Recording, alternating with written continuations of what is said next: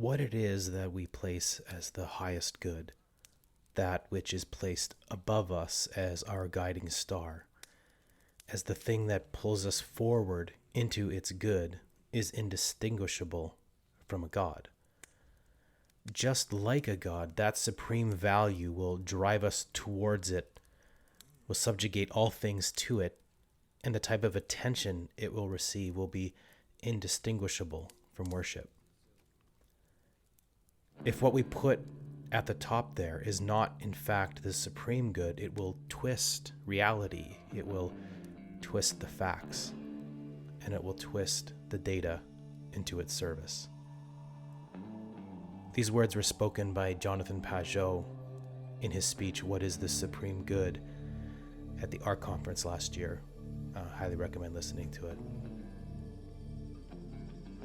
When I heard this, it spoke deeply to my heart, and I think something that is an answer to some of the questions I asked in the previous episode. What I'm talking about in this instance isn't not necessarily what I placed as the good, but my guiding star. And that was me, my career, my goals, my role as a writer or a director. I placed that at the highest point in my life, and all things around me were woven into it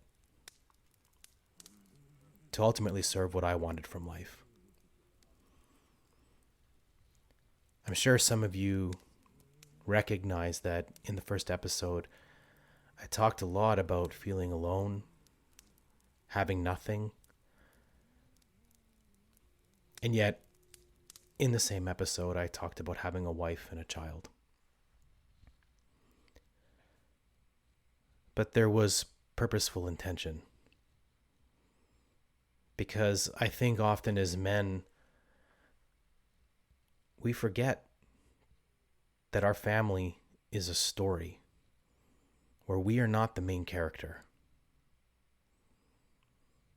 We don't measure success oftentimes in the happiness and flourishing of the ones we love. Our partner, our children.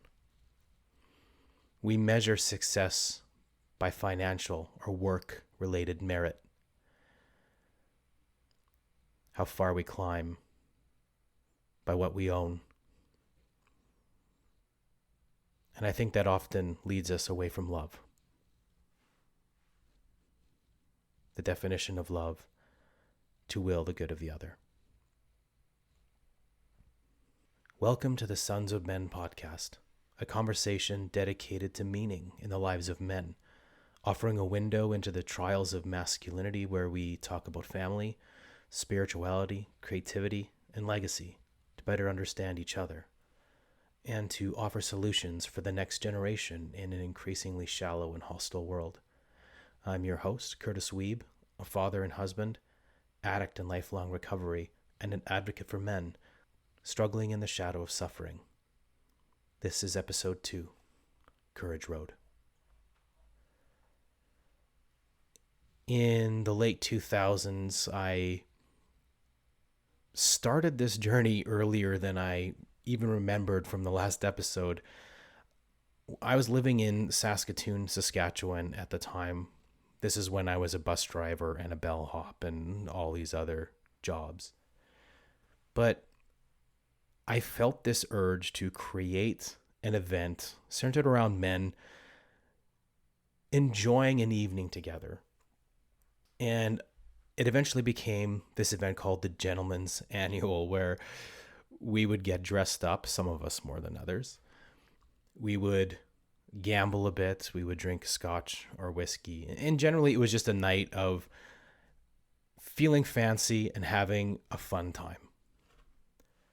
I think the early DNA of what has been planted in my heart, what I want to do to help men, started there. And I remembered it after finishing editing the last episode. And it brought a smile to my face because it was something that was really pivotal in understanding this passion that I have. I left off last time talking about the importance of male friendship and how sometimes we forget how meaningful those relationships are. It was my friend reaching out to me that pulled me back from the brink, that led to clarity and to sobriety, at least for a time. And in that sobriety, in that clarity, I could finally put my head above water and start looking around me. I wasn't mired in the fog of addiction. I started asking questions about what was next. I was looking further down the road, not drowning in the day. But I still hadn't done the work to make my heart right. And I would say in a lot of ways that anxiety was what led us to Sweden. I'd been working in the games industry quietly behind the scenes when all of this was going on and everything that I had mentioned prior in the previous episode. I was working for a team out in Vancouver when I lived in Calgary, and it was a really enjoyable experience. And I think I reflected on that in the weeks where I had stopped drinking and realized that there were a lot of people here at that studio that really appreciated me. And I think that little bit of solace or that little bit of belonging, of people wanting me and my skills, it was just enough to carry me forward into the transition that I found myself moving away from comics, where I felt I was no longer wanted or needed, to the next chapter. But I didn't realize that I was just simply trading one master for another. Well, the issue remained the same. What am I doing this for? We moved to Sweden in February of 2020. I found a job there that fit my skill set and teased the possibility of finally finding a place to call home. But what's really interesting about my time in Sweden, the 4.5 years that we were all there, it wasn't the job that gave me meaning. It was coming to an understanding of who I am to my family and to the men and friends that I met in Stockholm. I was blessed almost immediately upon our arrival in Sweden of meeting some pivotal people in my life that taught me a lot about who I really am. You have to understand that Sweden is in many ways similar to the culture that I came from in Canada, but there are some significant differences. I think, and I reflect often on one of my first very spiritual experiences in Sweden with a group of friends was out in nature. And in fact, if you look at the cover of the Sons of Ben podcast, that photo was taken that evening of a camping trip after a massive rainstorm, and this dead quiet just settled across the water. It was magical. There was something new I learned there, was the power of silence. It was really difficult at first for me to understand this kind of cultural respect for enjoying the quiet moment and allowing it to sit, being patient, allowing quiet to resonate. It was one of the first skills that I needed to learn, to properly listen, to not wait for my turn to speak, and to genuinely listen, to put the other first, to hear how their life was going, to see their perspective on things. This was the first step towards understanding that those around me were an equal part of my story. And to that friend, I say thank you. And again, you know who you are. His influence on my life is undeniable. He invested not only in the life I was living, but in the life of my wife and of my daughter. He cared equally for them. And that compassion and that heart was so influential on who I've become today that it's an undeniable truth that we can learn from the best of us if we're open. Through his example, I started to look into my own life.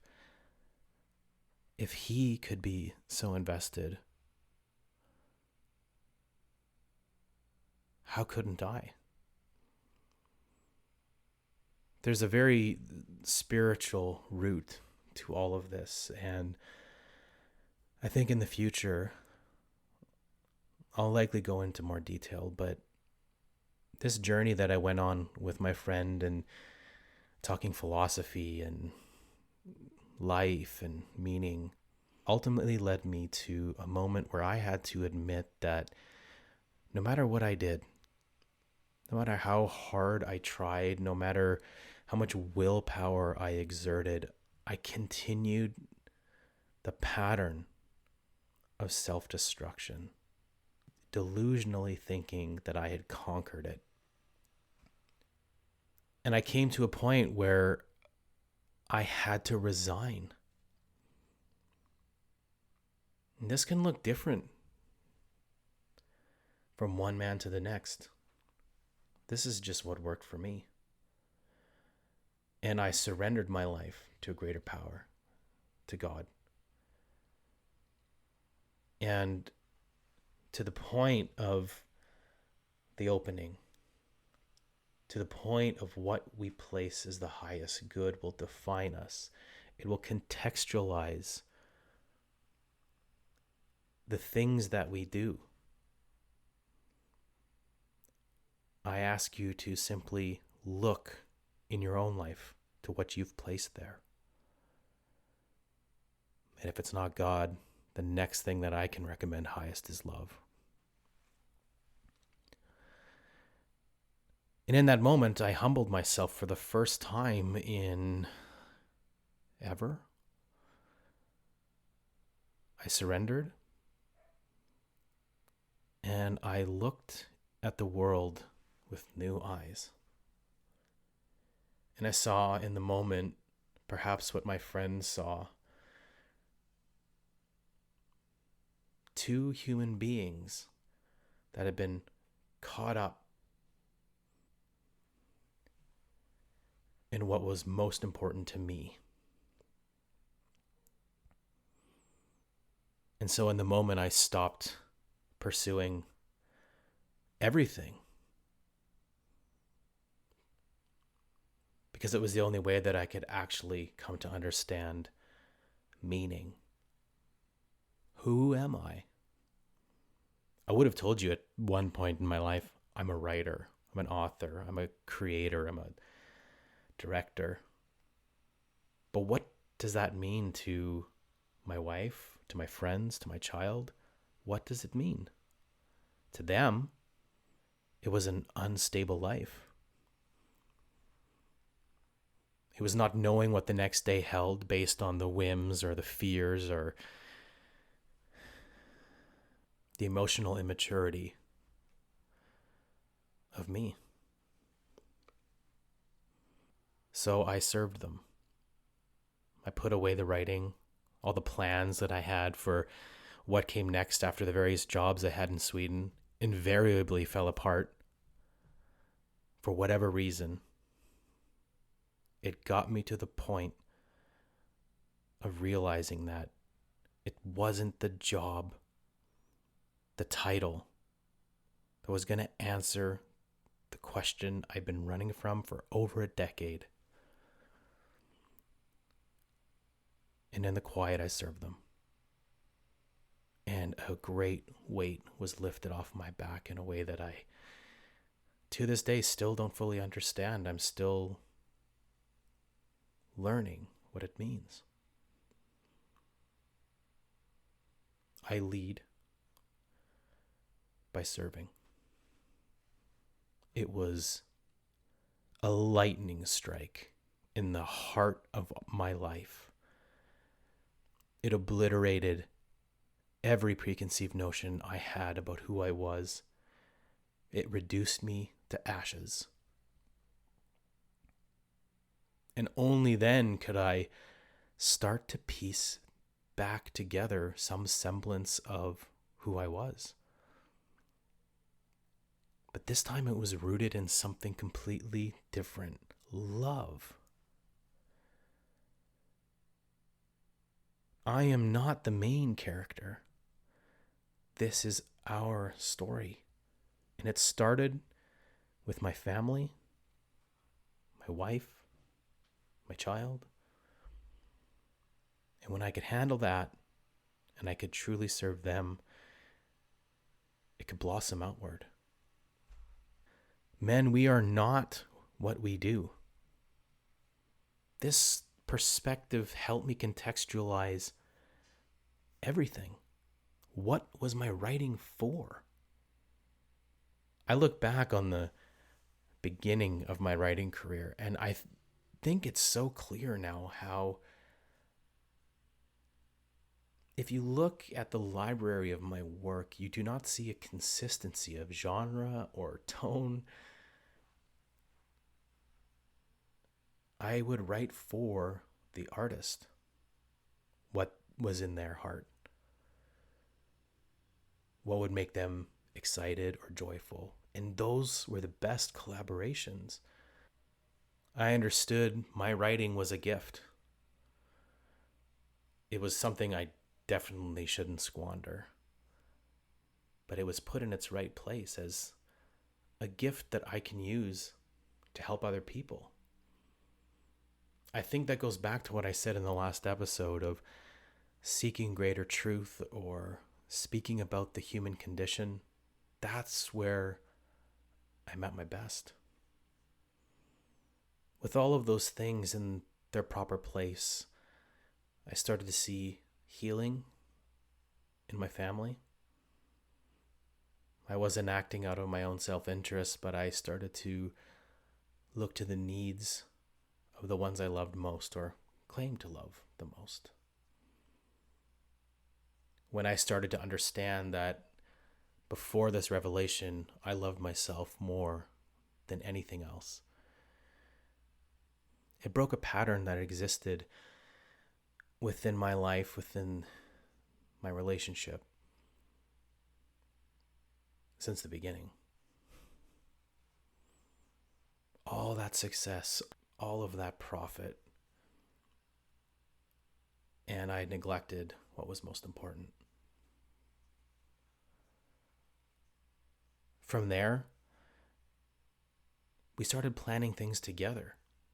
We started looking down the road about what we both wanted, and out of that, a new vision for a new life of what was important to both of us, and I got to know my wife better.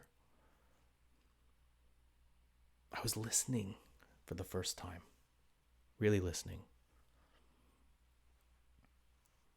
I think that is eventually what led us back home to Vancouver this past summer. And I think that's a whole long story for another time, but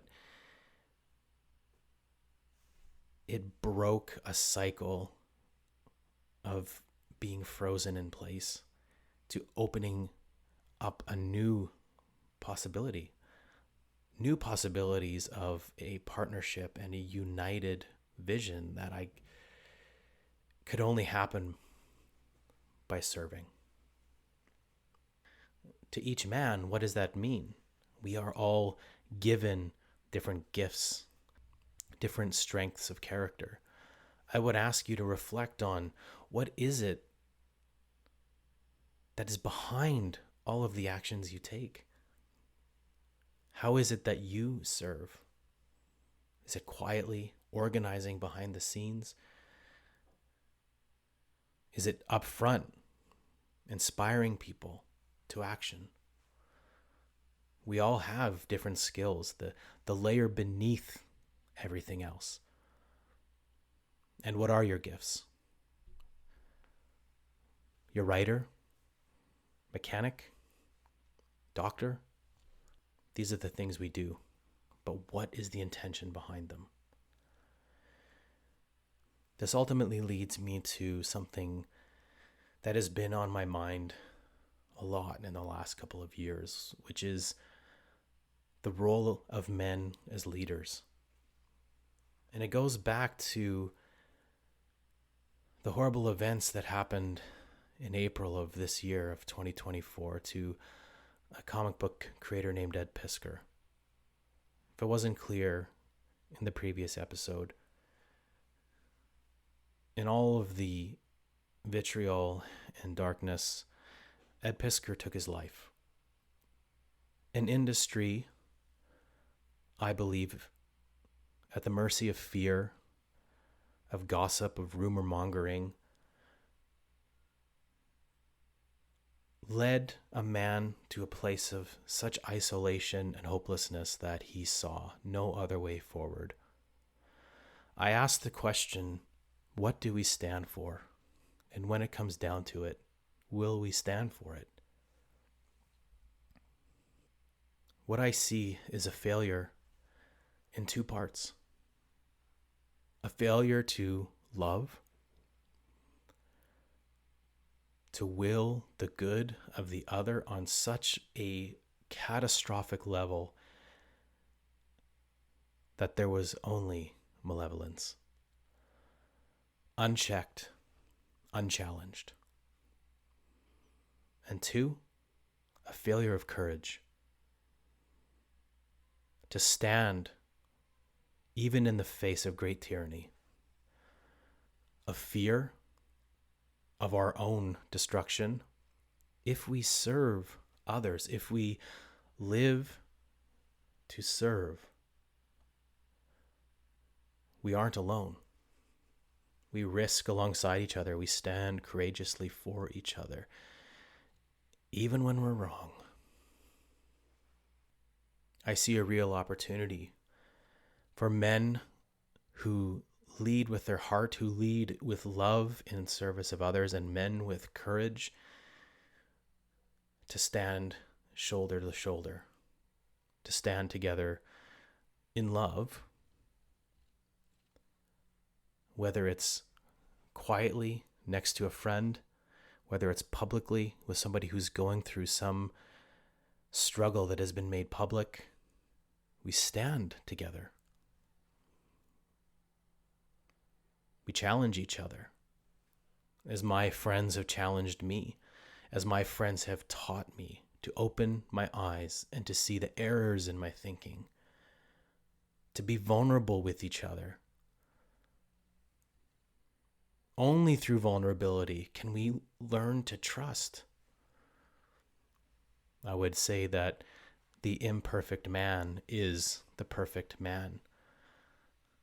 Allowing ourselves to feel vulnerable is the only way we can learn. It's how we kill fear. It's how we stand for what's right and what we believe in. And so I ask you, what do you place as the highest good in your life? I want you to think about it. And be honest. Be honest with yourself and have a conversation with the man you trust in your life. Ask him if your answer is true. Ask him what he sees. Because we can't allow another situation like what happened to Ed Piskor to happen again. We need to stand up courageously to this sort of tyranny. personal tyranny through addiction, or something on a grander scale. It has to start somewhere. And I hope that our conversations here can be a strong beginning towards that effort. Thank you for listening to the Sons of Men podcast, episode 2. I have many more stories to share. I've only lightly touched on some of the major components of what has led me down this road. But more than anything, I'm really curious to hear your story. If you feel you would want to share your story, open yourself to some questions and reveal a little bit of your heart, please reach out to me. You can email me at sonsofmenpod@gmail.com. I'm going to use that for now until maybe I get something a little bit more official. Until then, reach out to a brother. Tell him how you feel. Acknowledge what he's done in your life on some small level or something even greater. And if you have the courage, tell him I love you. God bless.